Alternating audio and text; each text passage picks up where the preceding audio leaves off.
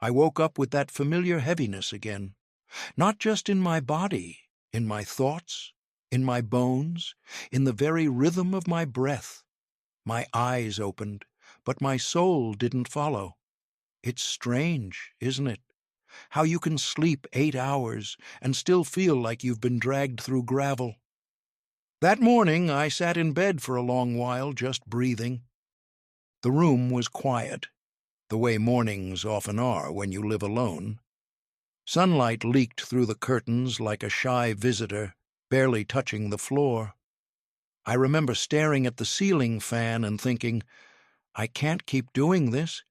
Not the aches, not the brain fog, not the sluggish hours that crawled by until the day was gone and I had nothing to show for it, and not the feeling that I was quietly disappearing. It wasn't depression, it was something softer, slower, something more invisible. You see, I was a doctor for nearly 40 years. I told people how to live healthier, what to eat, what to avoid, how to move. But no one teaches you how to be 70. No one prepares you for the strange silence your body enters, where everything still works, but nothing feels the same. You start losing things that don't have funerals: energy, clarity, sharpness. I didn't want to lose more. I made my way to the kitchen like I was walking through wet sand. My knees didn't like mornings. My feet used to carry me through hospital corridors all day, and now they struggled just to make it to the fridge. I wasn't even hungry, but something in me, stubbornness maybe, wanted to try. I put water on the stove and sat down at the table. The same table where I used to read medical journals, where my wife and I once laughed over burnt toast. Now it just held silence. I held a mug between my palms, empty, warm, more for comfort than anything else. I wasn't looking for caffeine. I was looking for a reason to feel like myself again. I thought about all the advice I used to give. You should eat more greens. Cut the sugar. Stay active. I had said it all, believed it all, but now, sitting there with fog in my mind and bricks in my joints, it felt too complicated. I didn't want to be perfect. I wanted to feel human. That was the moment it shifted. I remember it as clearly as my first white coat. I asked myself a question I hadn't dared ask before. What if it's not about fixing everything, but finding one thing I can do differently today? Just one. Something small, something gentle. I opened the fridge, like opening a memory. Leftover soup, bottled water, a container of berries I forgot I bought. I grabbed the berries. They felt alive, brighter than anything else in the cold, humming space. I ate a few standing there, and they were tart, sweet, messy. They woke something up. I didn't suddenly transform. No angels sang. But in that moment, something clicked. My body didn't need a new prescription. It needed presence. It needed kindness. And maybe, just maybe, it needed better food. I thought about what I had been eating: toast and jam, sometimes nothing, dinners that came from a microwave, snacks that promised energy but gave me crashes instead. I wasn't nourishing myself. I was just filling time, filling space, filling silence. I decided that day to change the way I approached food, not with rules, but with attention. What made me feel good, not guilty? What gave me energy 2 hours later, not just 5 minutes after chewing? I started to think like a patient again, but this time I listened. I took out some oats from the pantry. They'd been sitting there for months, waiting to matter. I boiled them slowly, stirred in the berries, added a pinch of cinnamon. It wasn't gourmet, but it was real. It tasted like effort and peace. As I ate, something beautiful happened. I felt present, not fixed, not younger, not stronger, just here, sitting in the sunlight with warm food and a slower breath. It was the most alive I'd felt in weeks. I finished eating and looked around. Nothing had changed, not really. But everything had changed in me, because for the first time in a long while I didn't rush to distract myself. I didn't reach for the TV remote. I sat there, with myself, and that was enough. That day, I didn't go for a walk. I didn't reorganize the garage. I didn't solve all my problems. But I had made one good choice, and that one choice gave me a little spark, the kind you protect with two hands when the wind picks up. I held on to it all day. In the afternoon, I took a nap, not out of exhaustion, but comfort. I let my body rest without guilt. When I woke up, I still felt slow, but not broken, and that was progress. I told myself I'd try again the next day, just the oats, just the berries, just the breath in the kitchen window. I didn't promise to change my life. I promised to keep showing up for it. The next morning I did it again, and the next, and after a week I started to feel it, not dramatically, not loudly, but like a lamp turning on in another room. I began noticing my thoughts were clearer.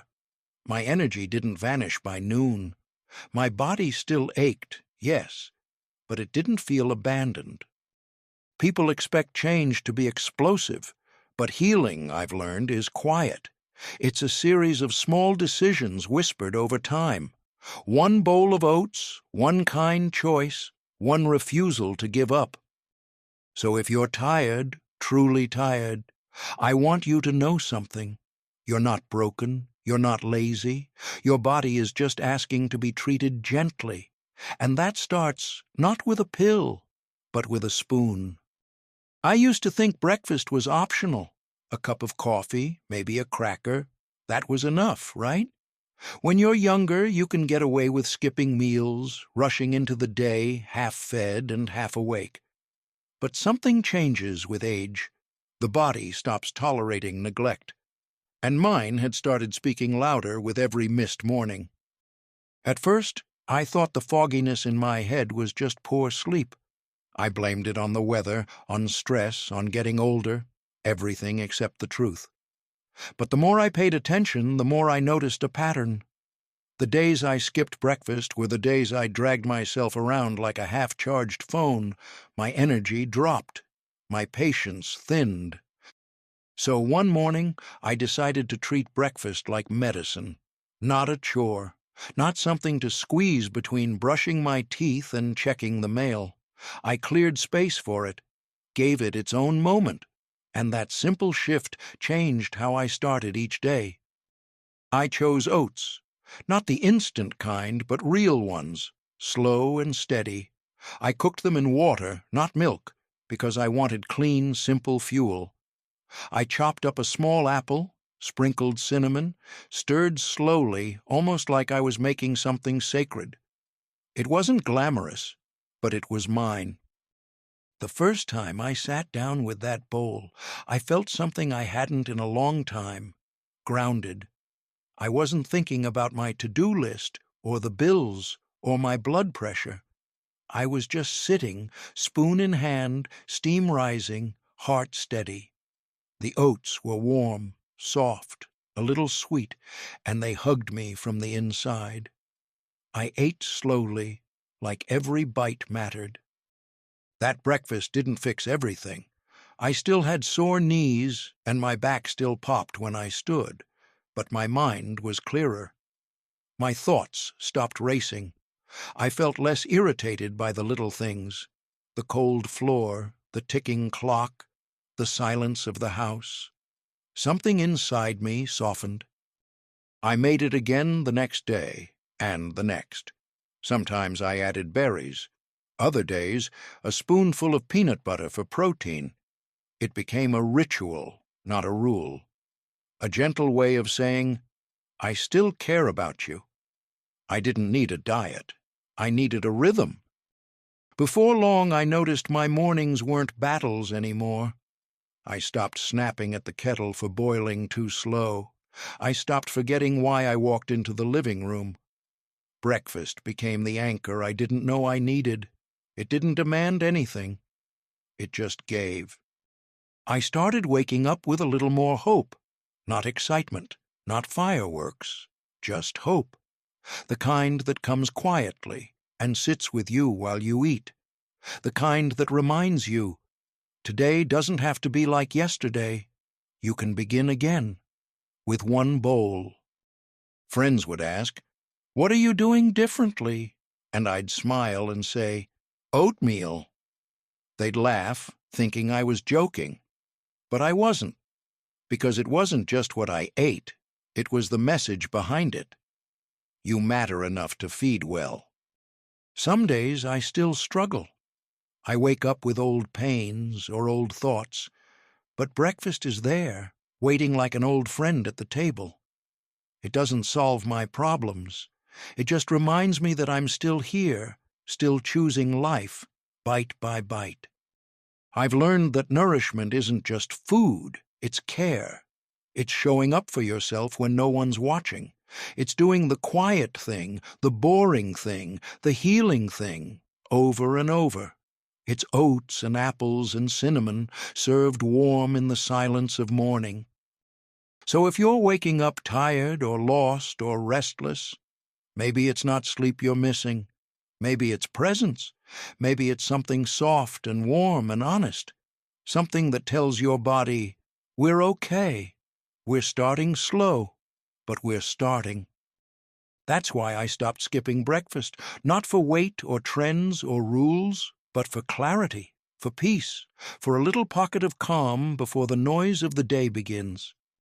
As I got older, I noticed sugar didn't love me back the way it used to. The cookies I once enjoyed with tea made me feel bloated. The sweet rolls I picked up from the bakery left me jittery, then drained. But the craving didn't go away. That little voice in the back of my mind still whispered for something sweet.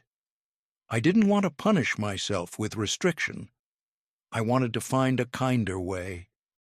That's when I rediscovered the banana. Not in a smoothie, not in banana bread, just as it is, whole, yellow, humble. I had one sitting in the fruit bowl, forgotten next to a browning pear. One morning I peeled it after my oatmeal, almost as an afterthought, but that bite, it was everything I'd been missing. There's something soft about a banana, not just the texture, but the way it lands in the body. It doesn't shout, it doesn't spike, it comforts. Within minutes, I felt steady, like someone had quietly flipped on a light inside me. I'd spent so many years avoiding fruit because of blood sugar, but I started to learn the difference between real sugar and the processed kind that sneaks into everything. Bananas aren't the enemy. They're the reminder that sweetness can exist without chaos. They offer energy, not fireworks, and that was exactly what I needed. I began keeping a bunch of bananas near the window. Every morning after my oatmeal, I'd peel one slowly, sit by the light, and eat it like it mattered. No scrolling, no rushing. Just me, the banana, and the quiet room. It became my second ritual, my little act of restoration. Potassium, fiber, natural sugars. Those are the things nutritionists talk about, but what they don't always mention is how a banana feels like kindness, especially in the morning when the world can feel heavy and your joints complain and your spirit's still waking up. That soft sweetness gave me something to look forward to.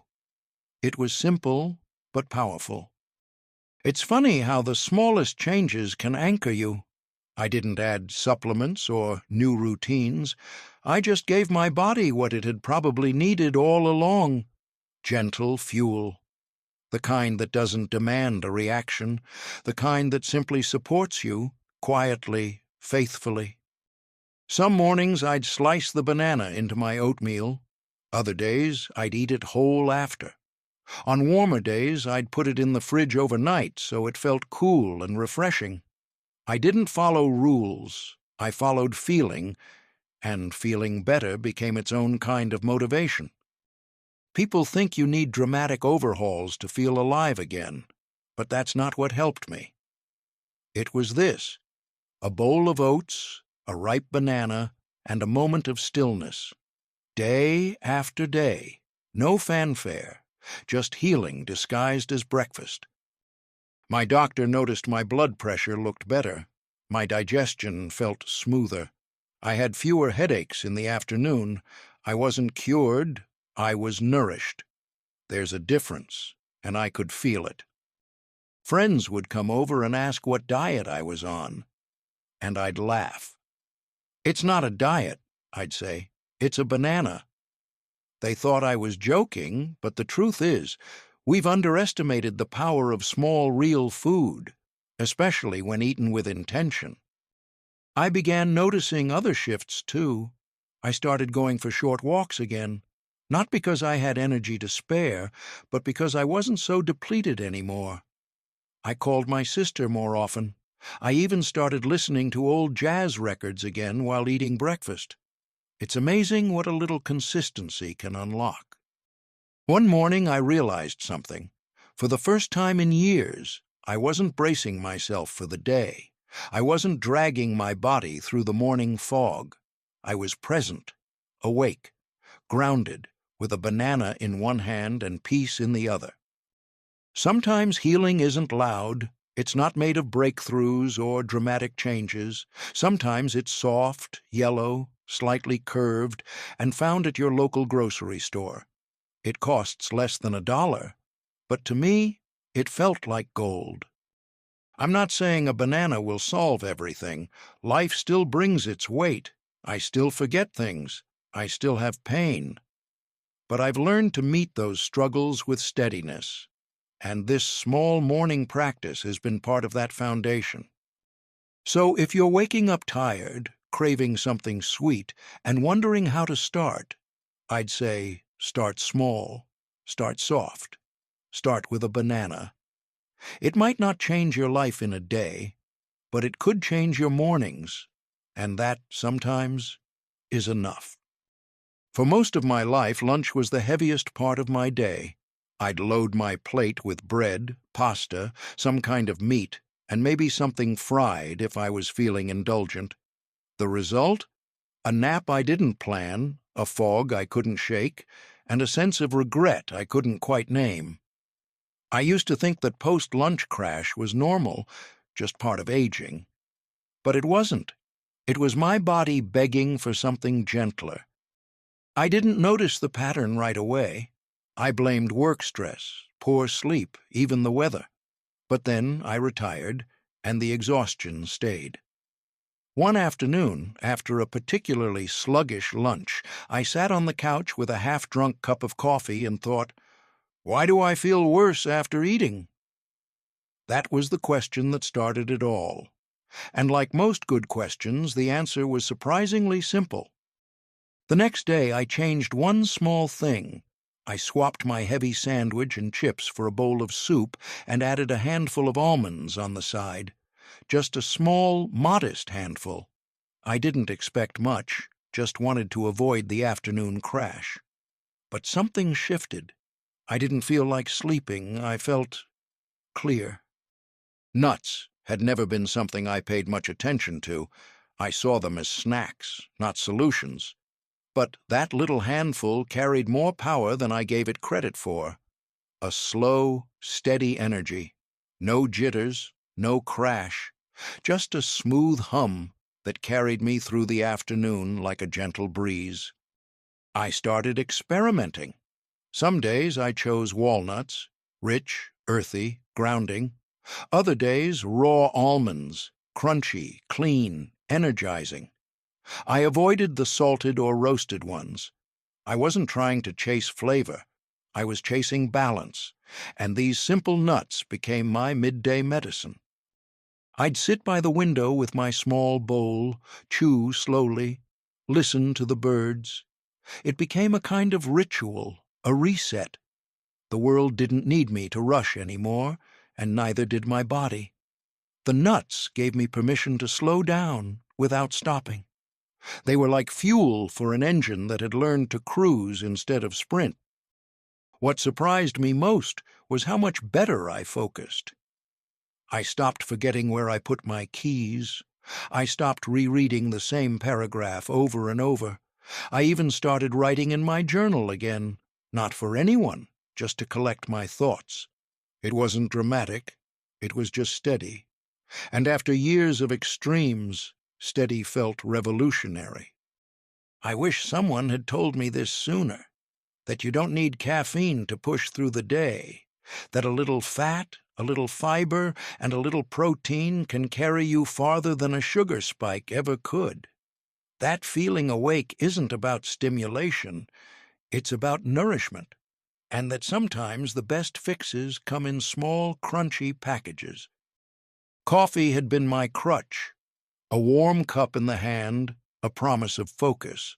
But more often than not it gave me jitters, then left me feeling emptier. Replacing my second cup with a handful of nuts felt odd at first, like breaking a habit that had been stitched into my bones. But over time it felt like freedom. Now, every day around noon, I pause, I eat something light, I add my nuts. Sometimes I drink warm water with lemon instead of coffee. It's not a rule, it's a rhythm.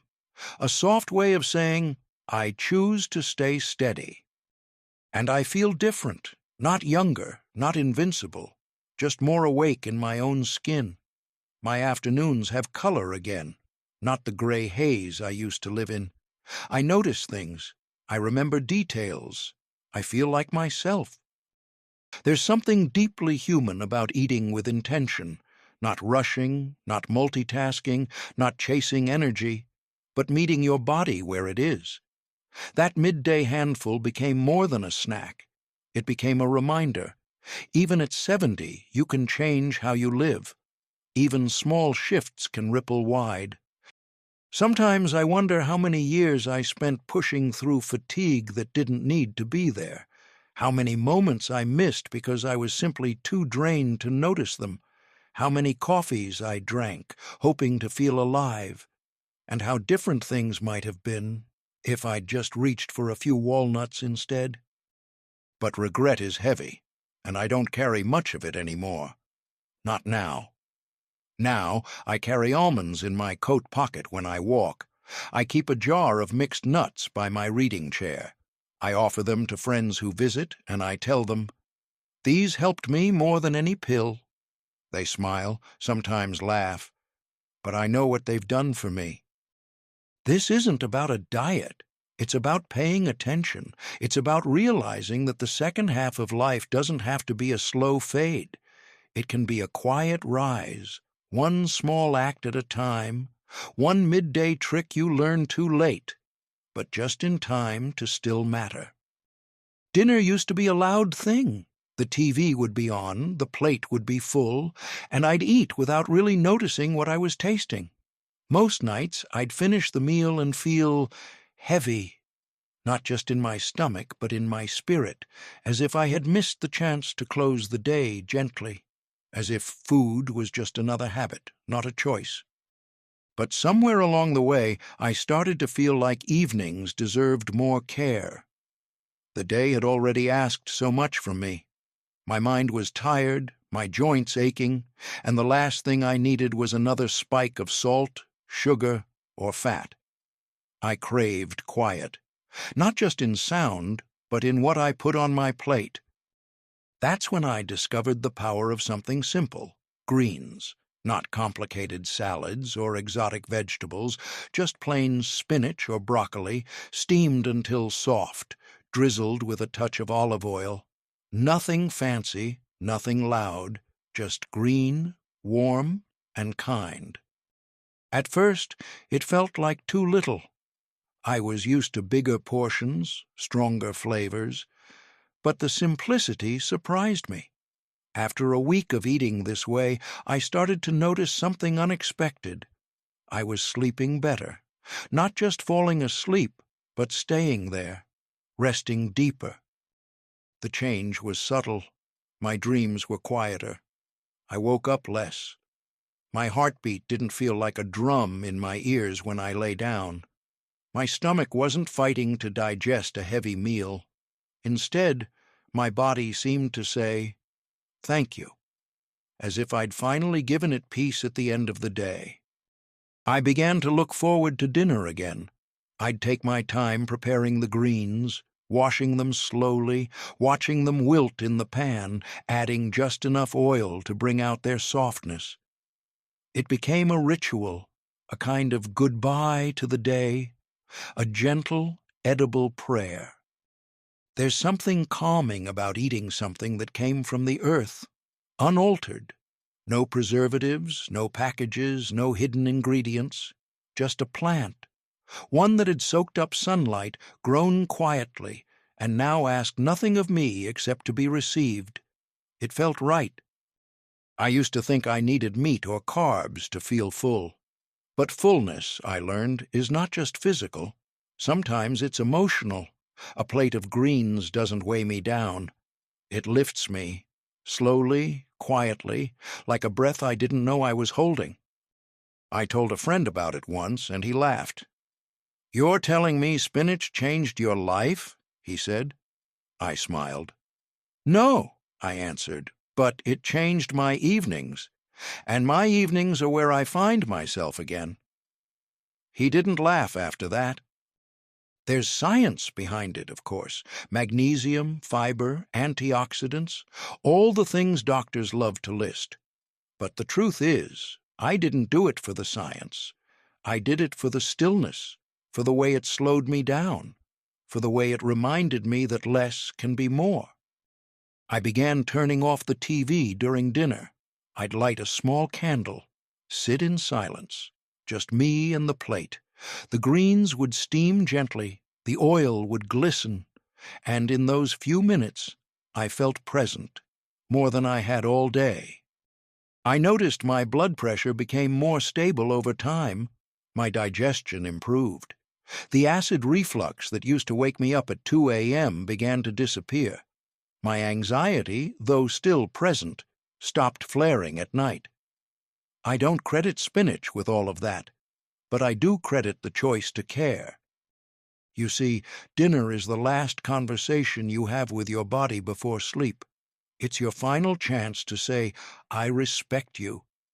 When I fill that space with quiet food, my body listens, and it answers with gratitude, in the form of better sleep, better breath, and a heart that doesn't race. Sometimes I add a few chickpeas or lentils. Sometimes I just eat the greens with a slice of rye toast. Nothing too heavy, nothing too bright. Just enough. Just honest. The world tells us we need flavor explosions, sauces, and salt to enjoy a meal, but joy can be quiet too. It can be found in a bite of broccoli, soft, warm, earthy. It can be found in a moment when you chew slowly and realize, "I feel okay." Not amazing, not terrible, just okay. And sometimes that's a miracle. If you've been ending your days with pizza or takeout or leftovers, you barely remember cooking. I understand.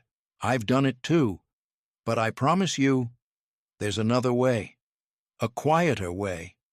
A way that makes you feel more human and less like a machine. Start small, a handful of spinach, a drizzle of olive oil, a pinch of sea salt. Sit with it. Let your day exhale. Let your body know that the struggle is done, at least for now. That rest is coming, that it's safe to let go. I never expected a plate of greens to become my evening companion, but it has. And I'm grateful, because in a world that always wants more flavor, more noise, more speed, I found healing in less. So tonight, when the sky darkens and the day begins to close, ask yourself not what will fill you, but what will calm you. And maybe, just maybe, the answer will be green. People often ask me what I added to feel better, but the truth is, the biggest changes came from what I gently let go. Not in some grand gesture, not with willpower or punishment, just with honesty. I started noticing which foods made me feel heavy, slow, or restless. And slowly, I began releasing them. not out of guilt, but out of care. I used to put 2 heaping spoons of sugar in my tea. It was a small comfort, or so I thought, but over time, that sweetness stopped feeling like kindness. My head would buzz, my mouth would feel dry, and I'd find myself craving more an hour later. I told myself it was harmless, but deep down, I knew better. One day I made my tea and left out the sugar. It tasted different, muted, plain. But after a few sips I felt calm. Not excited, not spiked, just steady. The tea was still warm, still familiar. It didn't need to perform. It just needed to be itself.